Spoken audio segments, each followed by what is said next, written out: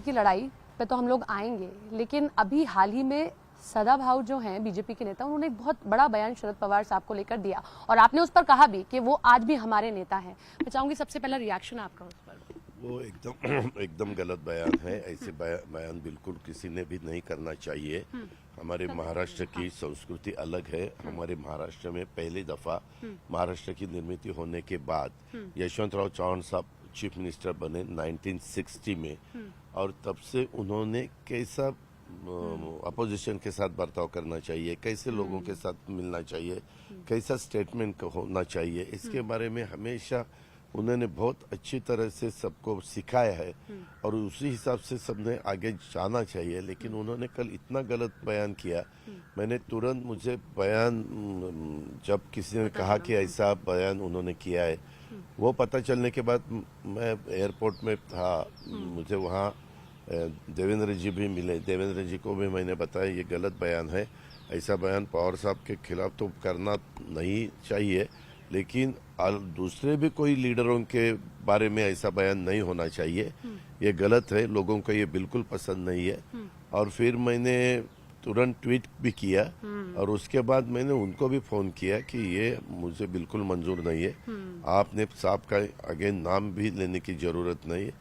वहाँ चुनाव किसके साथ था? BJP versus Congress. तो बीजेपी वर्सेस कांग्रेस के चुनाव के वक्त वो कॉन्स्टिट्यूंसी जत सांगली डिस्ट्रिक्ट में, तो वहाँ उनके बारे में बोलना चाहिए था ना, इनका नाम लेने की जरूरत ही नहीं थी। आप ये नहीं दादा माझा चुकलं ऐसा उन्होंने मराठी में मुझे माफी मांगा उन्होंने कि नहीं, मुझे मेरी तरफ से गलती हुई, मैंने गलती नहीं, ये बिल्कुल गलत है और मैं इसके बारे में मेरा स्टेटमेंट भी निकालने वाला हूँ। ऐसा मैंने सब कुछ बताया, मुझे बिल्कुल पसंद नहीं। कभी पिछले दफा भी कुछ लोग राहुल गांधी के खिलाफ बोले थे, कुछ लोग और किसी के खिलाफ बोले थे।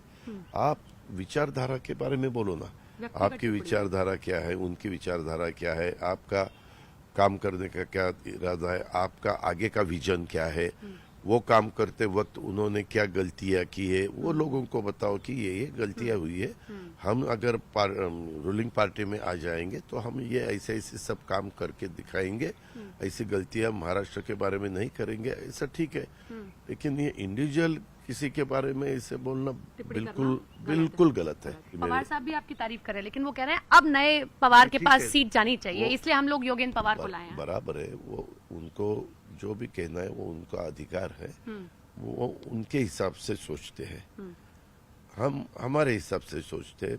मुझे ऐसा लगता है, आपने बारामती में देखा होगा, एमपी के वक्त बारामती वालों ने सबने तय किया था कि मेंबर ऑफ पार्लियामेंट के चुनाव के वक्त बारामती में सुप्रिया जीत के आने चाहिए। और उन्होंने सुप्रिया को वोटिंग किया और तब भी वोटर्स बोल रहे थे पार्लियामेंट में सुप्रिया ताई और असेंबली में मतलब अजित पवार। पवार। भरोसा है कि वहाँ अगर हार हो गई, लेकिन लेजिस्लेटिव में हम ही जीत रहे हैं, वो गलती तो नहीं थी कहीं आपकी पत्नी को खड़ा करना? वो तो मैंने बताया ना, 3-4 दफा बताया कि वो मैंने सुनेत्रा को वहाँ नहीं खड़ा करना चाहिए था, लेकिन हो गई गलती।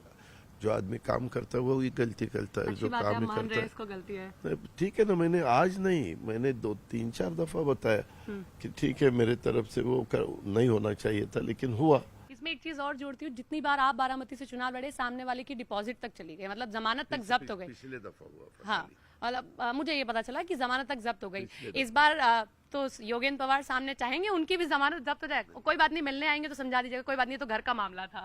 नहीं, उसके बारे में मैं ज्यादा बात, नो कमेंट्स। No comments. एक लाइन है जिसकी चर्चा समूचे भारत में हो रही है जब राजनीति की बात हो रही है, बटोगे तो कटोगे।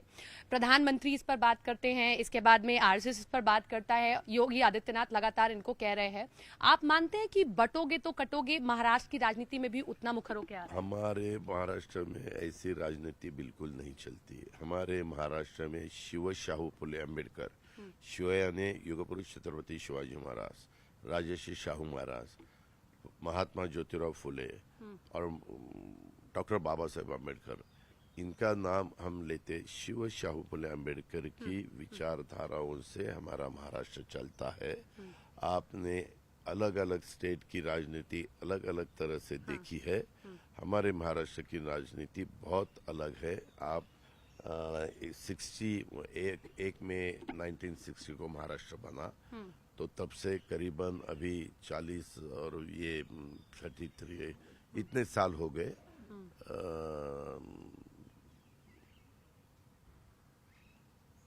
64 साल हो गए।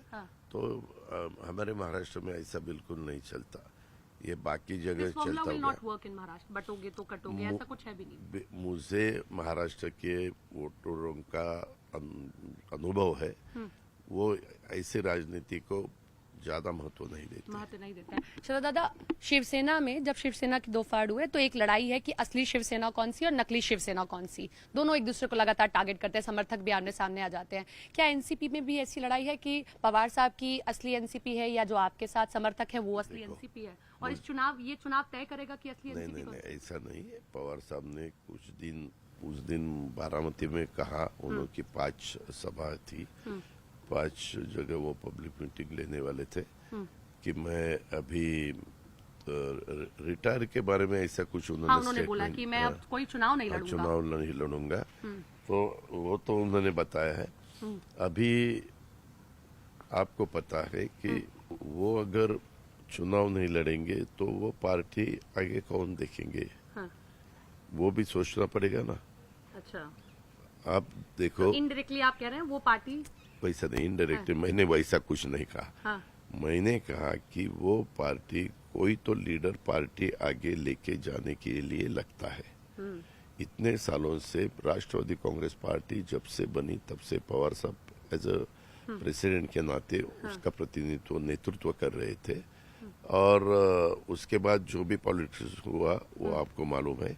अभी आप मुझे बताओ कि वो पार्टी आगे कौन लेके जाएगा। वहाँ तो सुप्रिया सुले हेड कर रही हैं, वो अपने आप को उस तरीके से पेश करती हैं लगातार। आप भले ही ना कहें लेकिन वो तो बार बार इस चीज का जिक्र करती हैं अपनी मीटिंग्स में। उसको बेस्ट ऑफ लक, उनको बेस्ट ऑफ लक।